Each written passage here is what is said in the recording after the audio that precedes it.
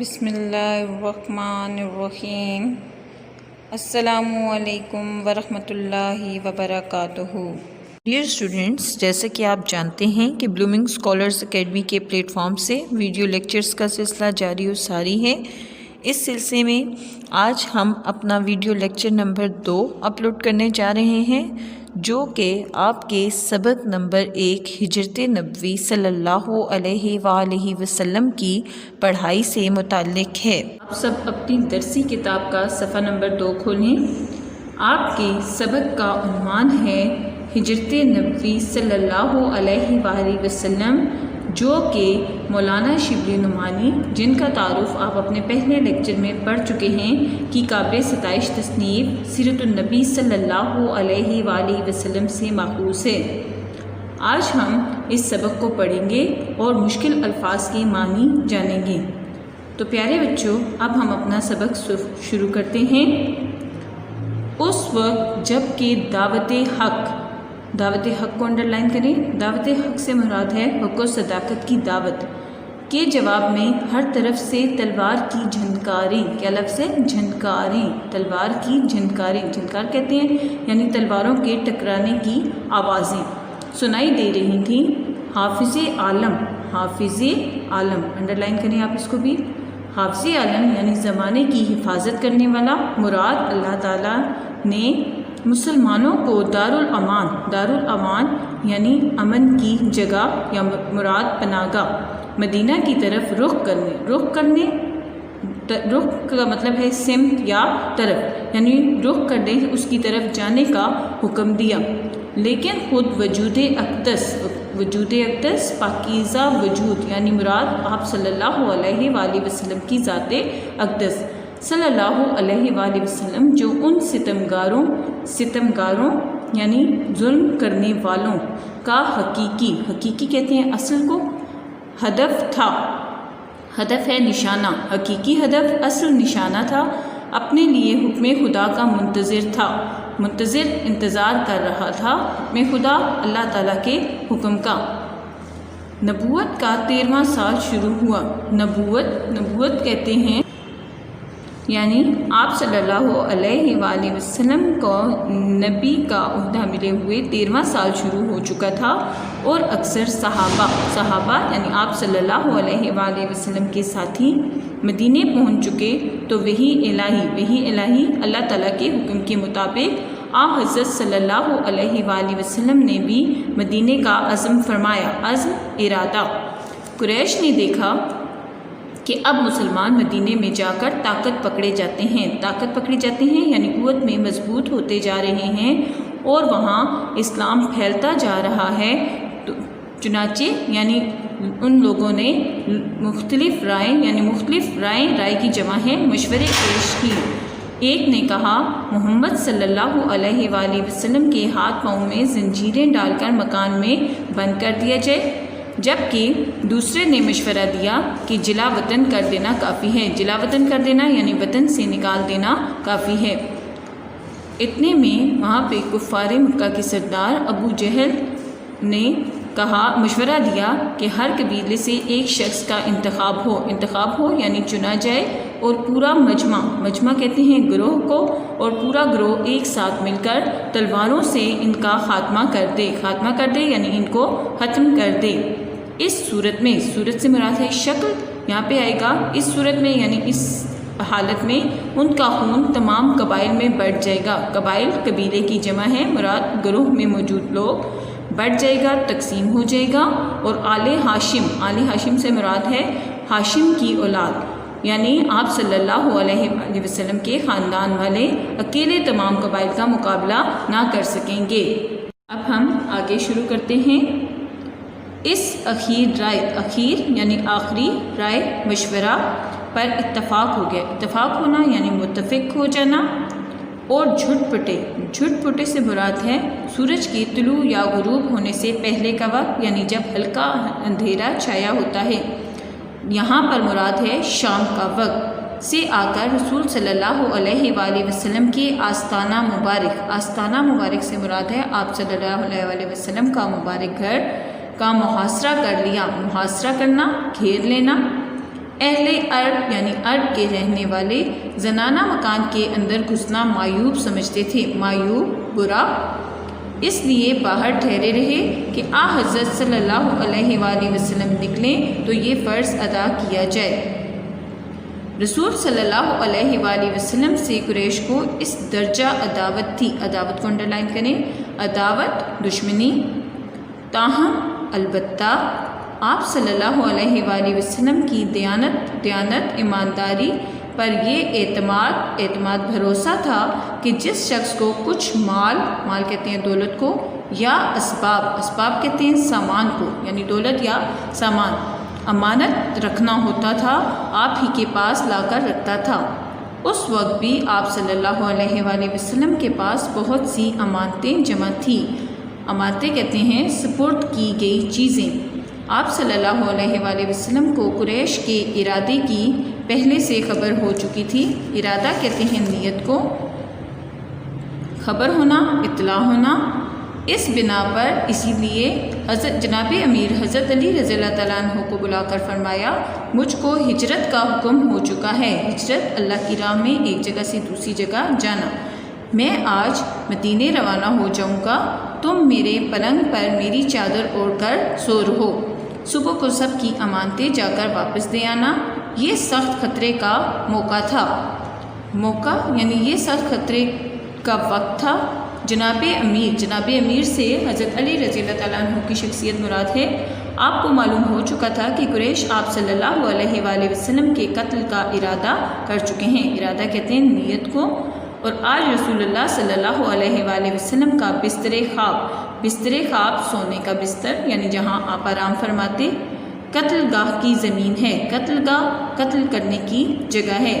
لیکن فاتح خیبر کو فتح کرنے والا مراد حضرت علی رضی اللہ تعالیٰ عنہ کے لیے قتل گاہ قتل کی زمین فرش گل تھا۔ فرش گل یعنی پھولوں کا نرم و گداز بستر تھا۔ کفار نے جب آپ صلی اللہ علیہ وآلہ وسلم کے گھر کا محاصرہ گھیرا کیا اور رات زیادہ گزر گئی تو قدرت نے ان کو بے خبر کر دیا، بے خبر انجان۔ حضرت صلی اللہ علیہ وآلہ وسلم ان کو سوتا چھوڑ کر باہر آئے، کعبے کو دیکھا اور فرمایا، مکہ تو مجھ کو تمام دنیا سے زیادہ عزیز ہے، عزیز، پیارا، لیکن تیرے فرزند کہتے ہیں بیٹا، فرزند کا لفظی معنی ہے بیٹا، یہاں پہ آئے گا مراد اہل مکہ یا مکہ کے رہنے والے، مجھ کو یہاں رہنے نہیں دیتے۔ حضرت ابو بکر صدیق رضی اللہ تعالیٰ عنہ سے پہلے قرارداد ہو چکی تھی۔ دونوں صاحب پہلے جبل کہتے ہیں پہاڑ کو، جبل سور سے مراد ہے سور کا پہاڑ کے غار میں جا کر پوشیدہ ہوئے۔ غار کہتے ہیں کھو کو، پہاڑ کی کھو، پوشیدہ ہوئے، چھپ گئے۔ یہ غار آج بھی موجود ہے اور بوسہ گاہ خلائق ہے، بوسہ گاہ خلائق مخلوق کے چومنے کی جگہ ہے۔ حضرت ابو بکر رضی اللہ تعالیٰ عنہ کے بیٹے عبداللہ جو نوخیس جوان تھے، شب کو غار میں ہوتے، صبح سویرے شہر چلے جاتے اور پتہ لگاتے کہ قریش کیا مشورہ کر رہے ہیں۔ جو کچھ خبر ملتی شام کو آ کر حضرت صلی اللہ علیہ وآلہ وسلم سے عرض کرتے۔ حضرت ابو بکر صدیق رضی اللہ تعالیٰ عنہ کا غلام کچھ رات گئے بکریاں چرا کر لاتا اور آپ صلی اللہ علیہ وآلہ وسلم اور حضرت ابو بکر صدیق رضی اللہ تعالیٰ عنہ ان کا دودھ پی لیتے تھے۔ حضرت ابو بکر صدیق رضی اللہ تعالیٰ عنہ کا غلام کچھ رات گئے بکریاں چرا کر لاتا اور آپ صلی اللہ علیہ وسلم اور حضرت ابو بکر رضی اللہ تعالیٰ عنہ ان کا دودھ پی لیتے۔ 3 دن تک آپ کی صرف یہی غذا تھی، یعنی آپ کی یہی خوراک تھی۔ لیکن ابن حشام تاریخ لکھنے والا مورخ جسے ہم کہتے ہیں، انہوں نے لکھا ہے کہ روزانہ شام کو حضرت اسماء رضی اللہ تعالیٰ عنہ گھر سے کھانا پکا کر غار سور میں پہنچا آتی تھی اور اسی طرح آپ نے 3 راتیں غار میں گزاری۔ صبح قریش کی آنکھیں کھلیں تو پلنگ پر حضرت صلی اللہ علیہ وآلہ وسلم کی جگہ جناب امیر حضرت علی رضی اللہ تعالیٰ عنہ تھے۔ ظالموں نے آپ کو پکڑا اور حرم میں لے جا کر تھوڑی دیر محبوس رکھا یعنی تھوڑی دیر کے لیے بند کر دیا یا اپنی کسٹڈی میں رکھنا، بند کر دینا۔ اور پھر جب انہیں کوئی فائدہ نہ ہوا تو انہوں نے آپ کو چھوڑ دیا۔ پھر حضرت صلی اللہ علیہ وآلہ وسلم کی تلاش میں نکلے، ڈھونڈتے ڈھونڈتے غار کے دہانے کہتے ہیں منہ تک آگے، آہٹ پا کر، آہٹ کہتے ہیں آنے جانے یا چلنے کی ہلکی سی آواز، حضرت ابوبکر صدیق رضی اللہ تعالیٰ عنہ غمزدہ ہو گئے، غمزدہ غمگین یا دکھوں کا مارا ہوا، اور حضرت صلی اللہ علیہ وآلہ وسلم سے عرض کیا، بیان کیا کہ اب دشمن اس قدر قریب آ گئے ہیں کہ اگر اپنے قدم پر ان کی نظر پڑ جائے تو ہم کو دیکھ لیں۔ آپ صلی اللہ علیہ وآلہ وسلم نے فرمایا لا تحزن ان اللہ معنا، لا تحزن گھبراؤ نہیں، ان اللہ بے شک اللہ معنا ہمارے ساتھ ہے، یعنی گھبراؤ نہیں، بے شک اللہ ہمارے ساتھ ہے۔ قریش نے اشتہار دیا، اشتہار کہتے ہیں ایسی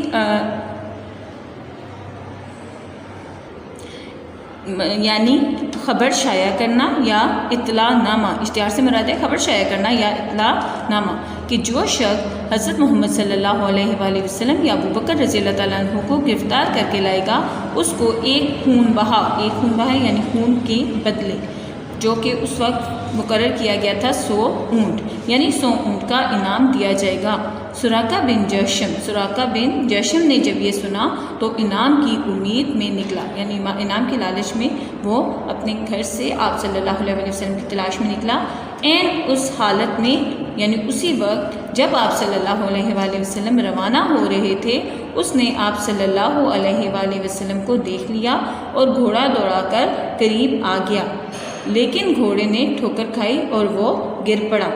ترکش سے فال کے تیر نکالے، فال کہتے ہیں شگون کو، کہ حملہ کرنا چاہیے یا نہیں، جواب میں نہیں نکلا، لیکن 100 اونٹوں کا گراں بہا کہتے ہیں قیمتی کو، معاوضہ وہ نقدی جو قاتل مقتول وہ نقدی یا معاوضہ جو کہ کسی کو انعام کے طور پر دیا جاتا ہے، کہ تیر کی بات مان لی جاتی۔ دوبارہ گھوڑے پر سوار ہوا اور آگے بڑھا۔ اب کی بار گھوڑے کے پاؤں گھٹنوں تک زمین میں دھس گئے یا کھپ گئے۔ گھوڑے سے اتر پڑا اور پھر فال نکالی، فال شگون کی پرچی۔ اب بھی وہی جواب تھا، لیکن لیکن اس کے دوبارہ تجربے نے اس کی ہمت پست کر دی، کمزور، اور اسے یقین ہو گیا کہ یہ کچھ اور آثار نشانیاں۔ حضرت صلی اللہ علیہ وسلم کے پاس آ کر قریش کے اشتہار کا قصہ اور درخواست کی کہ مجھ کو امن کی تحریر لکھ دیجیے۔ حضرت ابوبکر رضی اللہ تعالیٰ عنہ کے غلام عامر بن فہیرہ نے چمڑے کے ایک ٹکڑے پر فرمان امن لکھ دیا، امن کا فرمان، امن کی تحریر۔ تشریف آوری یعنی آپ صلی اللہ علیہ وسلم کے مدینہ پہنچنے کی، تشریف آوری سے مراد ہے آمد کی خبر مدینے میں پہلے پہنچ چکی تھی۔ تمام شہر ہمتن چشم انتظار تھا، ہمتن پوری طرح سے، چشم انتظار سے مراد ہے انتظار کرنے والی آنکھ، ہمتن چشم انتظار سے مراد ہوگا یہاں پہ شدت سے انتظار کرنا۔ معصوم بھولے بھالے بچے، فخر جوش، اور جوش کہتے ہیں جذبے کو، شوق کو، گرم جوشی کو، میں کہتے پھرتے تھے کہ پیغمبر کہتے ہیں پیغام پہنچانے والا، پیغمبر آ رہے ہیں۔ لوگ ہر روز تڑکے سے صبح سویرے نکل کر شہر کے باہر جمع ہوتے اور دوپہر تک انتظار کر کے حسرت کہتے ہیں مایوسی کو، حسرت کے ساتھ واپس چلے آتے۔ ایک دن انتظار کر کے واپس جا چکے تھے کہ ایک یہودی نے قلعہ کہتے ہیں اونچی عمارت، قلعہ یعنی اونچی عمارت سے دیکھا اور قرائن کہتے ہیں اندازے سے پہچان کر پکارا، اہل عرب، اے عرب کے رہنے والوں، لو تم جس کا انتظار کرتے تھے وہ آ گیا۔ یہ خبر سنتے ہی تمام شہر تکبیر سے مراد ہے اللہ اکبر کی آواز سے گونج اٹھنا یعنی شور ہونا، آواز کا پلٹ کر آنا، یعنی پورے مکہ میں اس کی گونج سنائی دینے، اللہ اکبر کی گونج سنائی دینے لگی۔ آپ کا یہ سبق مولانا شبلی نعمانی کی سیرت النبی صلی اللہ علیہ وآلہ وسلم سے ماخوذ ہے۔ مجھے امید ہے کہ اب آپ کو یہ پڑھنا آ گیا ہوگا۔ آپ کی آسانی کے لیے میں الفاظ معنی کی ایک کاپی اپلوڈ کر رہی ہوں تاکہ آپ انہیں نوٹ کر کے اچھے طریقے سے یاد کر سکیں۔ یہ الفاظ معنی پورے سبق سے متعلق ہیں، آپ انہیں اچھے طریقے سے نوٹ کر لیں اور اس کے بعد آج کے لیکچر کے مطابق آپ انہیں یاد کریں گے تاکہ آپ کو سلیس میں آسانی رہے۔